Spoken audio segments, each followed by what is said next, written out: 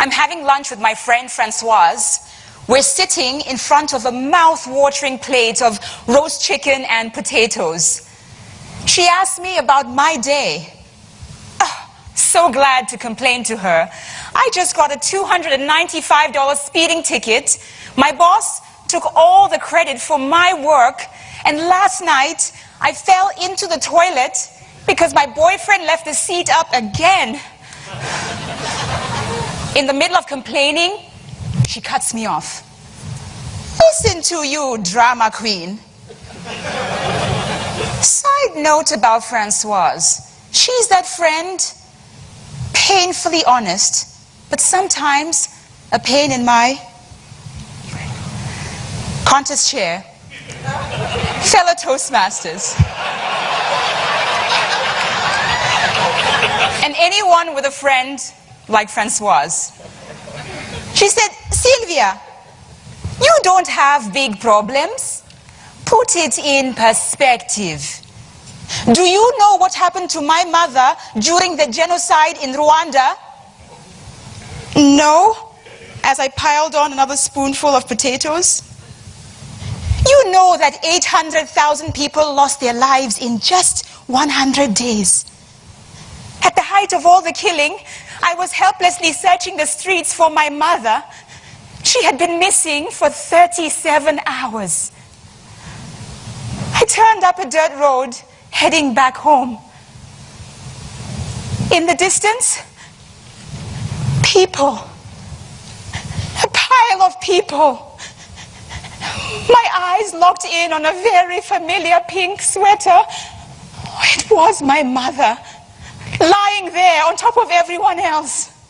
I ran to her praying that she was still alive, but she wasn't moving. I felt a faint pulse, but my mother had holes in her face and blood everywhere. Two men came to my rescue. They pulled my mother off the pile of bodies and carried her 2.5 miles to the nearest hospital. 4 hours later, the doctor came out, wiping beads of sweat from his face. He told me that my mother lost a lot of blood. The bullet shattered her eardrum, crushed her cheekbone, destroyed her eye. Francoise, please tell me she survived.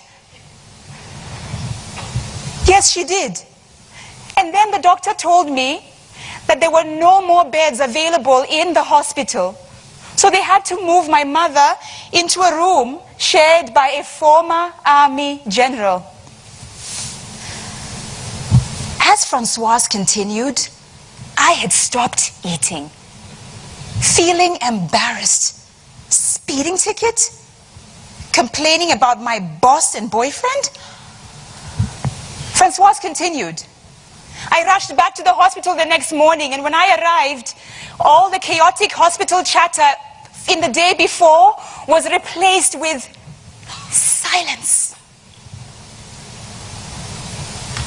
A policeman told me that in the middle of the night, rebels invaded the hospital. With machetes, they killed everyone. All the doctors, the nurses, the patients, everyone.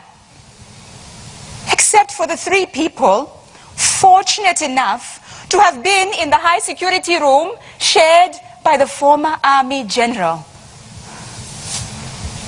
I looked at Francoise. Your mother must be bitter.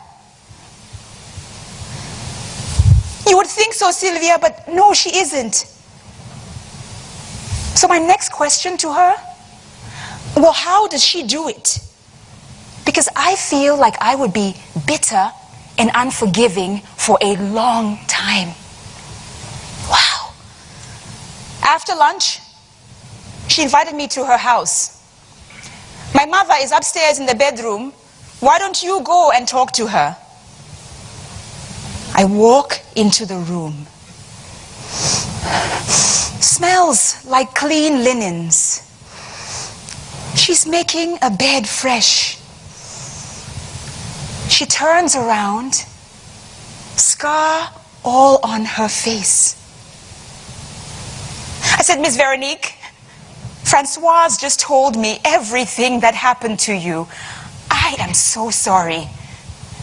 But how are you not angry and bitter at the man who shot you? As she fluffs up the pillows with a lifted smile.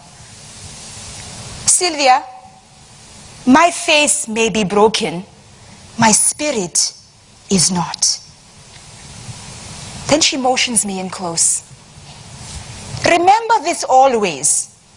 You must never allow someone who adds nothing to your life to control so much of it. Put it in perspective, my dear. That's what I always tell Francoise. Now, Sylvia, show me a smile and help me make this bed.